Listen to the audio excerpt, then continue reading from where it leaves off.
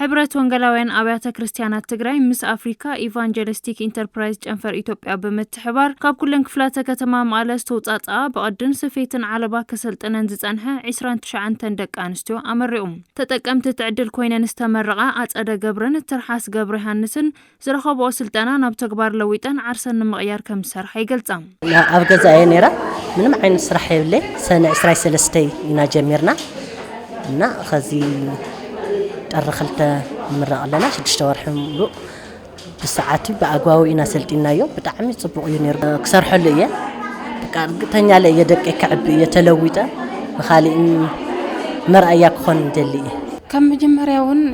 ስራሕ ዘይነበረን እንዳሃለው ገዛ ይخفيله እንዳሃለው በጣም ይሐስብ ጭንቀት ኣብ ሐሳብ ይነርና ሕጂ ኸኣኒ እዚ ሰልጢነ እዚ ዝተዋሃብና ማሽን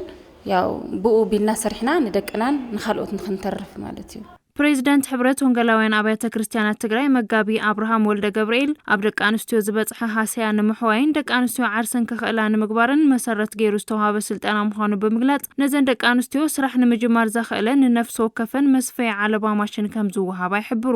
መበገሲ ዝኸውን ንማሽን ማዕደጊ ናብ ከባቢ 666 ሽሕ መበገሲ ተጀሚሩ እንደገና ናብ 1.3 ሚሊዮን ከኣ ንዓኣተን ምስተመረቃ ንስራሕ መጀመሪ ዝኸውን ዲጂታል ማሽን ክዕደገለን ተገይሩ እዩ እዚ ስራሕ ዝስራሕ ዘሎ ማለት እዩ እዘን ስልጠና ወሲደን ንምርአ ዝበጽሐ ደቂ አንስትዮ ናብ ስራሕ ተዋፊረን ሩኡይ ለውጢ ከምጽአ ከም ዝግባእን ኣብ ደቂ አንስትዮ ዝግበር ናይ እግሪ ምትካል ስራሕቲ ተጠናኺሩ ከም ዝቕጽልን ዝገለጹ ድማ አጽሓባራ አፍሪካ ኢቫንጀሊስቲክ ኢንተርፕራይዝ ጨንፈር ኢትዮጵያ ሮቤል ጨመዳ እዮም እስካሁን የተደረገው ድጋፍ በጣም ጥቂት ነው ይገባናል ግን ለናንተ አስቻይ ሁኔታ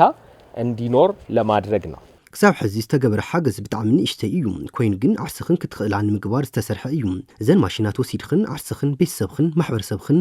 ዝልውጥ ስራሕ ክሰርሓ ሓደራ ይብልን እዘን ደቂ አንስትዮ ውፅኢታውያን ክኾና ድማ ዝግበረለን ድጋፍ ክትትል ተጠናኺሩ ክቕጽል እዩ ዝወሰዶ ስልጠናን ዝወሃብኦ መስፈይ ዓለባ ማሽንን ናብ ተግባር ንምውዓል መስርሕ ቦታ ክወሃበን እዘን ደቂ አንስትዮ ሓቲተን